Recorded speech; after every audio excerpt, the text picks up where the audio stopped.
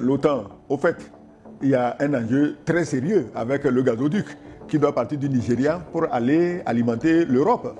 Et ça passe par où? Il semble qu'il y a 800 km de gazoduc à travers le Niger. C'est là-bas que l'OTAN même va se prendre dans son piège. Maintenant, vous allez laisser votre gazoduc entre les mains de vos djihadistes ou bien vous allez prendre des dispositions pour que ce soit l'État nigérien qui soit sûr de la sécurité de vos gazoducs. Je crois qu'il y a un piège là-bas et on attend de voir comment ils vont surmonter ça. Bonjour Gilles, bonjour Innocent, bonjour Excellence. Ici Cyril depuis Paris. La situation économique actuelle de l'OTAN entre en contradiction directe avec les ambitions affichées par les dirigeants de l'AES.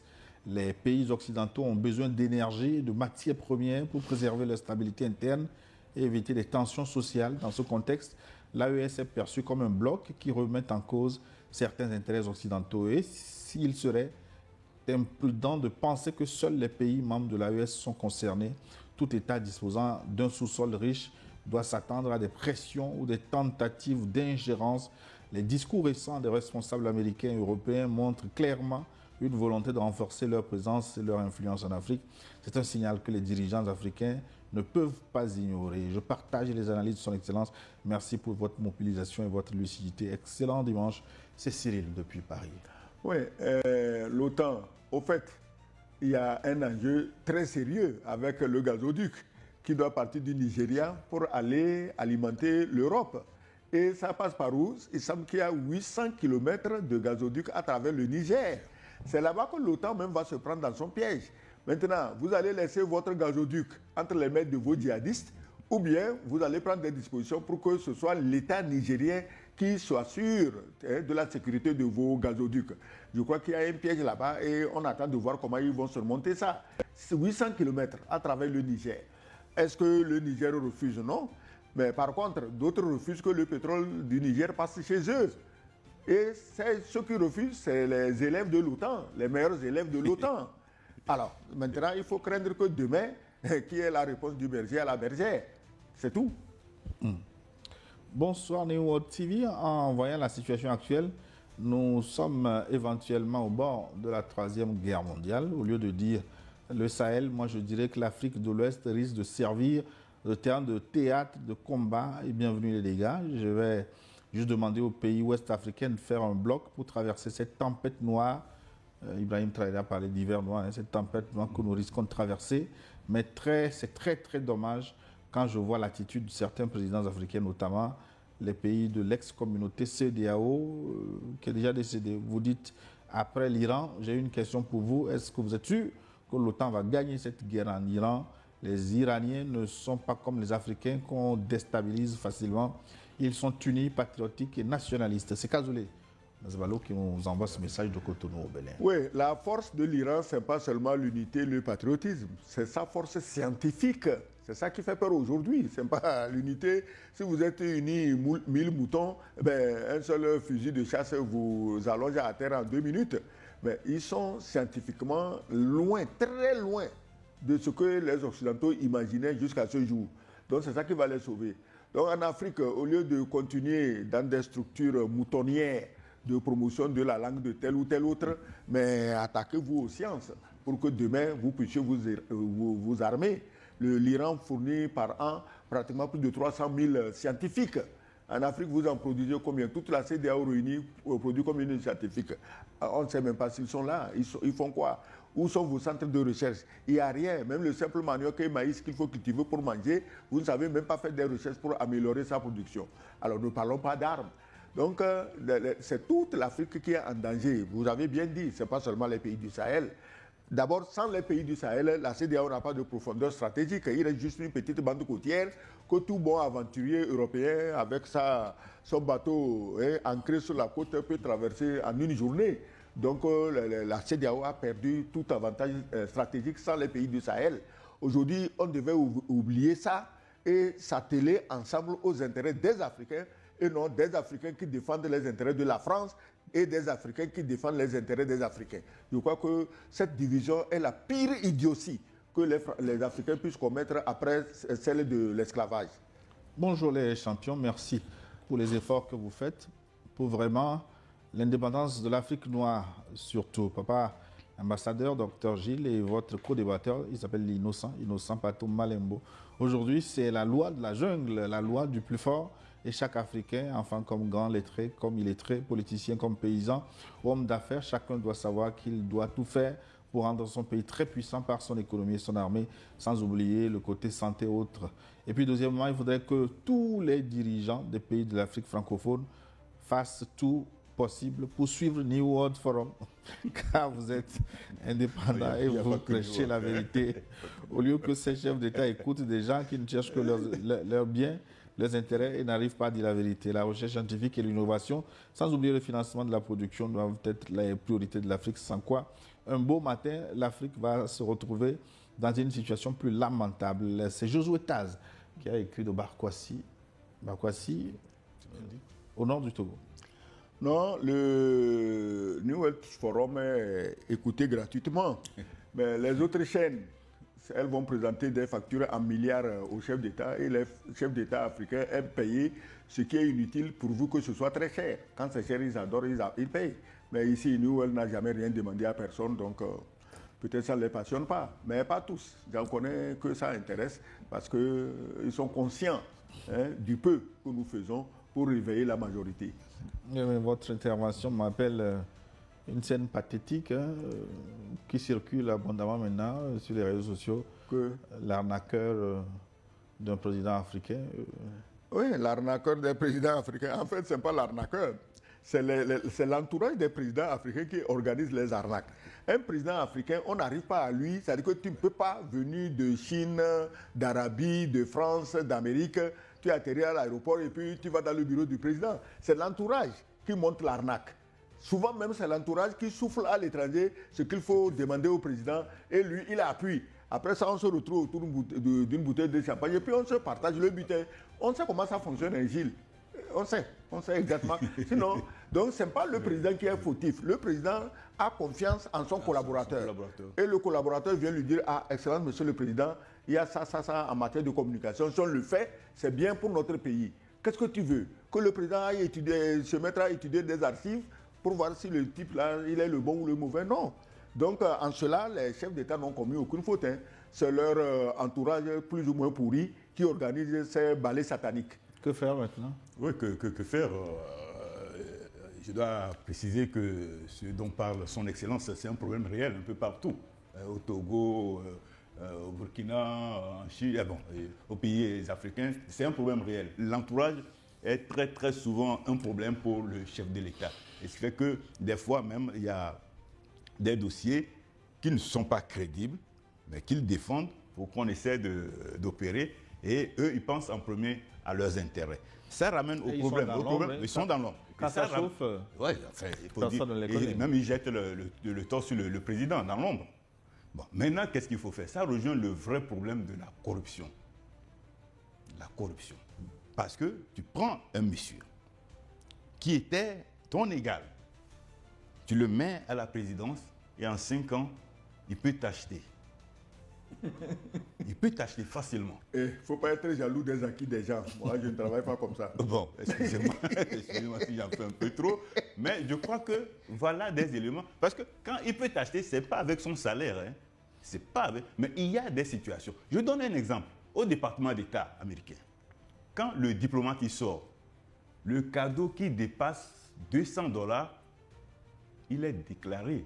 Il est remis au département d'État. Est-ce que c'est parce qu'on nous dit, parce que là-bas aussi, il y a des pires formes de corruption, affaires Epstein et consorts? Non, je crois que c'est ce genre de langage qui fait que...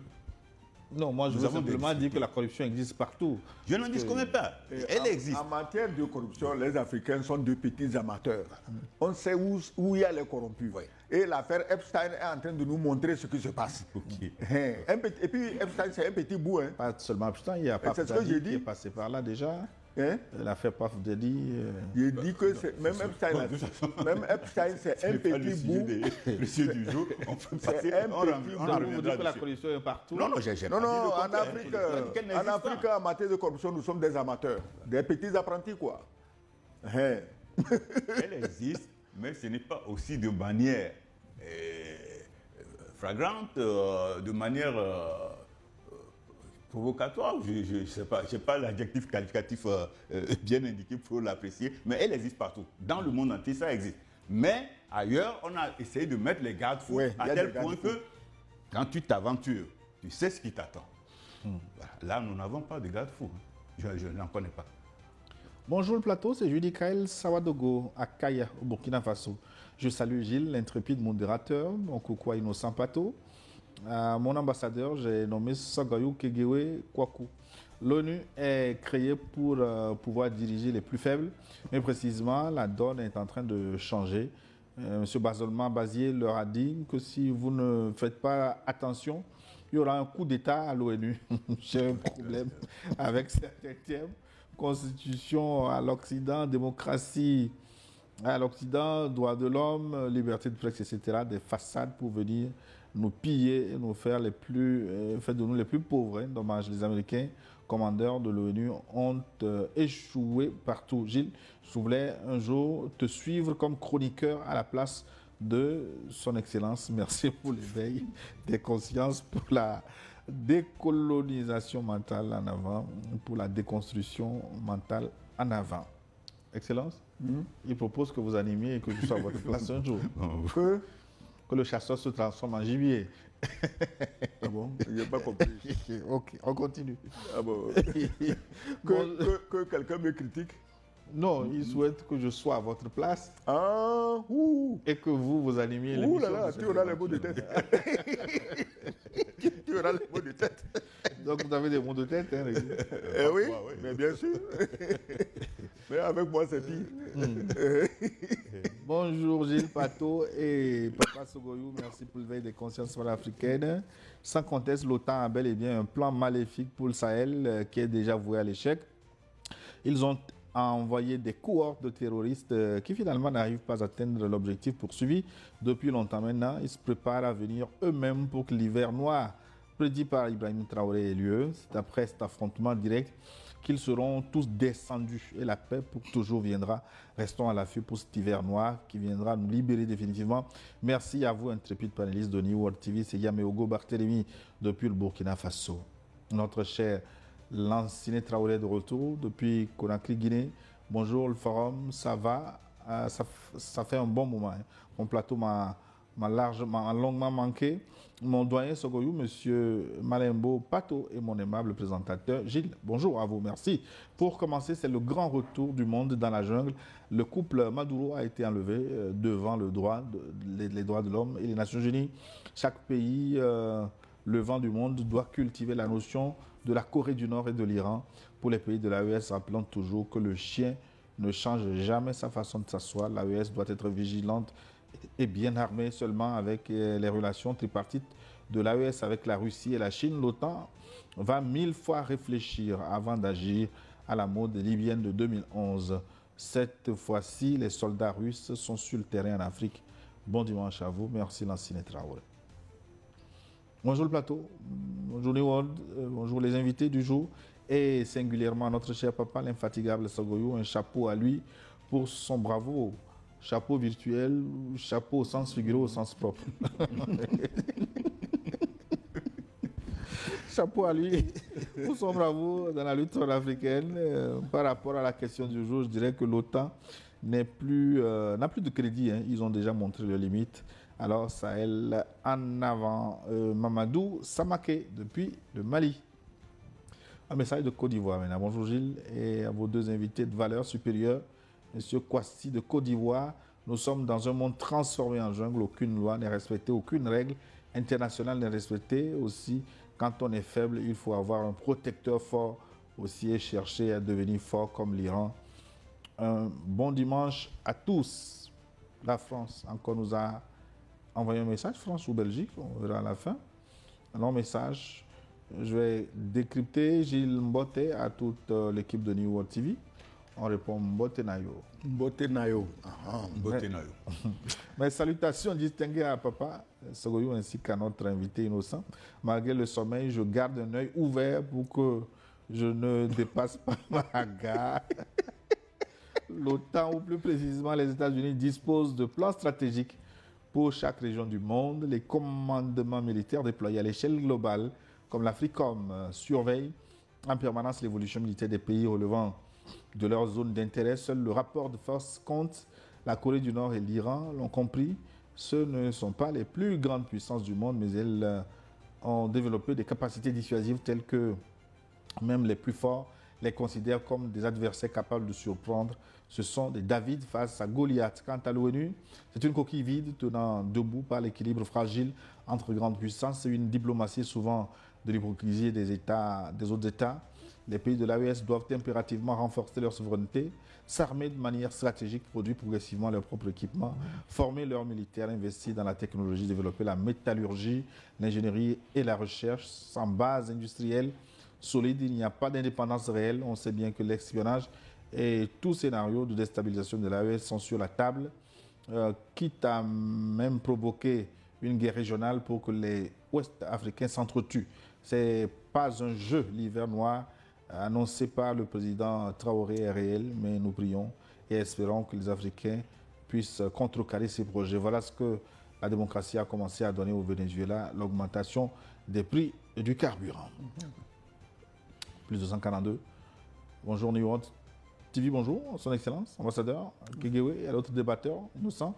Je vous écris depuis Brazzaville. Je pense que toute tentative de déstabilisation contre l'AES par qui que ce soit sera vouée à l'échec, car ces dirigeants ont un bouclier infaillible, leur peuple, que les impérialistes sachent qu'ils n'auront pas à combattre 3 dirigeants, mais plutôt plus de 70 millions de Sahéliens. Ouais. Abalo de l'Italie.